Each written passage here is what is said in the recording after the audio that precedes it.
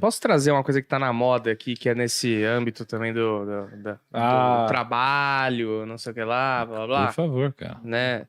Acho que outro negócio que a galera fala muito hoje que é o burnout. Ai, nossa. Eu já superei. Burnout. Se eu não tenho burnout... Burnout é uma coisa que, cara, é real. É porque parece que é uma coisa que não existia antes. Meu avô lá construiu a própria casa, não tinha burnout. Não construiu a própria casa. Aí hoje o cara faz 2 relatórios, tem burnout. Fritou, acabou, entendeu? Cara, Não assim, consegue. é uma doença que ela tem um código lá de diagnóstico. O burnout hoje é uma síndrome, então ela é um conjunto de várias doenças que precisam ser ali associadas ao ambiente de produtividade da pessoa, né? O ambiente de trabalho e tal. Como todas as áreas diagnósticas, depressão, ansiedade, TDAH, etc, existe muito erro diagnóstico.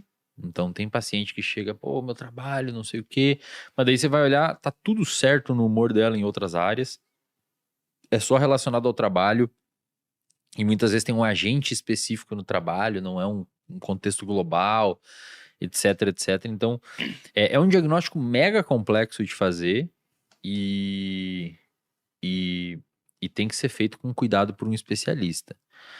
Agora, claro, muitas pessoas que se enquadram com burnout não tem burnout, né? A pessoa, às vezes, ela tá com outro tipo de problema, tipo ansiedade ou depressão. Ou odeia o emprego. Ou não gosta do emprego, exato. É tipo,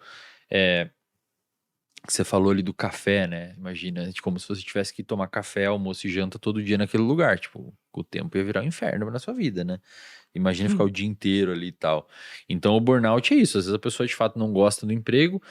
Muitas vezes ela precisa ficar devido ao dinheiro e aí, de fato, isso vira uma questão estressogênica que pode culminar na abertura de um quadro. Só que eu acho que o recado que fica sobre burnout é assim, é um diagnóstico mega complexo, porque é uma síndrome, então é um conjunto de vários diagnósticos. Não é fácil de fazer. Para ser relacionado com burnout e não outro transtorno psiquiátrico, tem que ter uma relação forte com o trabalho.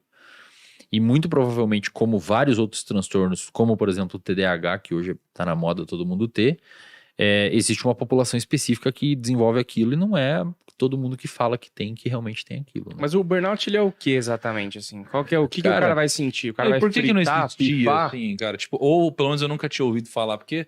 Sei lá, uns anos atrás eu nunca tinha conhecido a palavra burnout. De repente, todo mundo tem o mesmo Se eu tempo. vou chegar em casa e falar, cara, tu deu burnout. Não sei o que aconteceu, assim. Então. Além de ser o que é, né, que o Lucão perguntou.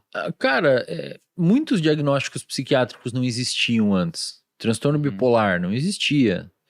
Transtorno depressivo também não teve uma época que não existia. Teve um manual diagnóstico estatístico que foi a terceira versão dele publicado na década de 80, que formalizou vários transtornos que a gente tem hoje psiquiátrico. O burnout aconteceu isso mais recentemente. A gente teve estudo suficiente e dado suficiente que permitisse a gente caracterizar a população que demonstra esses sintomas está enquadrada nessa síndrome clínica aqui. Nesse quadro clínico. Antes, talvez a gente não tivesse tanta tecnologia para compilar esses dados, etc. Tem uma parada também que deve ser o autodiagnóstico via Google. Não, né? isso daí Você joga no Google lá que você tá estressado do seu trabalho, aparece a palavra burnout e fala, eu tenho burnout. Às vezes eu vejo o gestor falando assim, não, o pessoal no time, o cara falou que tá com burnout. Ele jogou no Google, ele jogou no Google. Cara. Não, cara, burnout é um bagulho que, tipo, o seu sistema... Tu tinha perguntado, né? Respondendo a sua pergunta. O seu sistema, ele entra em pânico. É um carro que deu curto-circuito. Tipo, você sai de casa e pensa em ir pro trabalho, você tem ataque de pânico, coração acelerado, você não consegue sair. É disfuncional grave, a nível de você não conseguir realmente conseguir executar alguma tarefa relacionada à sua função de trabalho. Por que acontece? Quando o estresse, de uma maneira geral, ele é necessário para a vida de um humano. Você precisa ter aquele cortisol ali, você precisa ter um pouco de estresse, um estresse minimamente. É uma curva em U invertido, né? Pouco estresse é disfuncional, médio estresse é funcional, e quando estressa demais, começa a ser disfuncional. Quando você estressa demais um sistema, seja psicológico ou físico, você começa a sair da sua zona homeostática e começa a entrar na sua zona alostática. Eu tenho até uma aula no RD sobre isso. A sua zona homeostática, quando o seu tanto lado psicológico quanto físico está funcionando dentro do que é o equilíbrio dinâmico do organismo. E quando você começa a estressar demais, você começa a sair dessa zona homeostática e entrar numa zona que a gente chama de alostática. Conforme você vive fora dessa zona homeostática, muito estresse, muito estresse, muito estresse, muito estresse, você pode desenvolver o que a gente chama de sobrecarga alostática.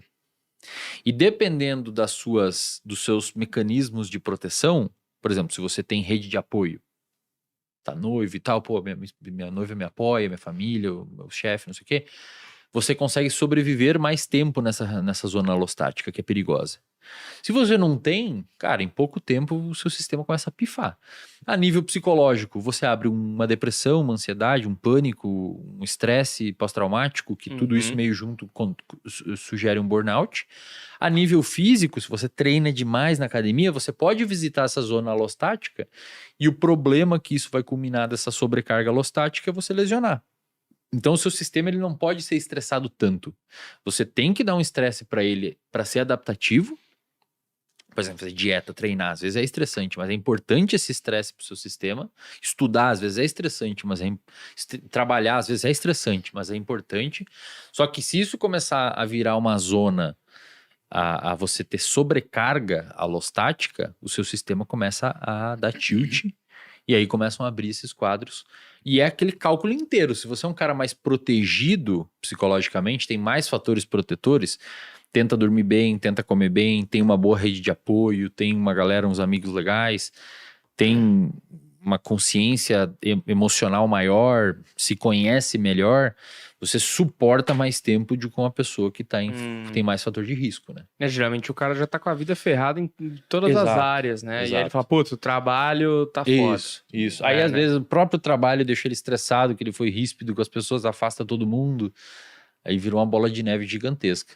Entendi. Um cara com burnout, ele consegue ainda sair com os amigos e tomar uma breja? Muito difícil, cara. Então, amigão, basicamente você não tá com burnout. Você só não atendi, odeia teu emprego. Vou te falar um exemplo. Eu atendi muita gente na clínica. Tinha uma época que eu atendia 8 pacientes por dia. E os pacientes ficam em média 3 a 4 meses, eles recebem alta ou param de vir e tal. É bem comum, assim, na psicoterapia ter uma rotatividade. Eu atendi nesse tempo, foi uns 4 anos e meio nisso, um burnout. Nesse tempo todo. E depois o meu nicho foi bastante empresário e tal, gente bem demandada. Eu atendi uma pessoa com burnout mesmo. Inclusive, era um funcionário público e teve que ser afastado e tal, porque, cara, não dava, velho, tá ligado? Tipo, não fazia nada, não conseguia ir ao mercado, irmão. Tipo, a pessoa tinha pânico, acordava de manhã, de madrugada, achando que ia morrer. Isso que é fogo, cara, que é uma doença muito séria e a galera, tipo, meu... Não. É isso, virou a doença da moda e... Igual o TDAH, cara. TDAH, os estudos apontam, é de 3 a 4% da população que tem TDAH. Você pergunta para 100 pessoas, 70 vão falar que tem. Tá errado aqui? Como é que tá? Eu 4, pô. Eu acho pra 70. caramba que eu tenho. Eu tenho umas coisas no meu dia assim que eu falo, não é possível. Ó, vou te falar, procrastinação é um dos principais sintomas do TDAH. Que tu falou que tem aí. Caramba. Já. Que loucura, hein, cara? Então, tipo assim, Eu acho cara... que as pessoas estão mais sensíveis, talvez, ao estresse. Existe uma camada no classe média do jovem... Sim. Que ele não precisa trabalhar pra A sobreviver. galerinha da demissão silenciosa. É o cara do jovem. E aí esse cara, ele é sensível, entendeu? Ele é a geração... Começou a trabalhar na pandemia. Então ele é a geração home office. Ele é a geração... Blá, blá. E aí, toda vez que ele tem um contato com alguma coisa que vai estressar um pouco ele pegou um trânsito... Aí ferrou, ele não consegue mais, não sei, eu vejo um pouco disso. Pode ser, cara. Eu tô ficando velho também, pode né? ser. Por isso E aí eu achava normal pegar a linha vermelha às 6 horas da manhã, lotado, abarrotado. Não achava Pode ter, por exemplo, pode ser isso, pode ser também que essas pessoas se aglutinem entre elas e uma reforça isso na outra. Que foi o que a gente falou lá no início. Você começa a viver num ambiente de pessoas que só falam mal dos chefes, que, pô, eu não aguento essa jornada de trabalho, eu não aguento isso. Fala, tem razão, velho, tá uma merda mesmo isso aí. E assim vai indo, né? Tem muito disso. Então, você tem livro escrito, Wesley? Não tenho, cara. Por que não, cara? Eu ainda... Pô, Thiago... Tá procrastinando? Há 2 anos... Procrastinando, Há 3 hein? anos... Tá procrastinando. Não, se você virar pra mim e falar que não tem conhecimento... Não, porque não, no dá pra mercado, fazer. no mercado aí tem 10 mil livros aí Não, que... sim, mas assim, 3 anos atrás eu tava fazendo meu mestrado, ganhando uma bolsa de R$ 1.500. Vamos lançar um livro aí. Eu vou fazer, tá nos meus planos, cara.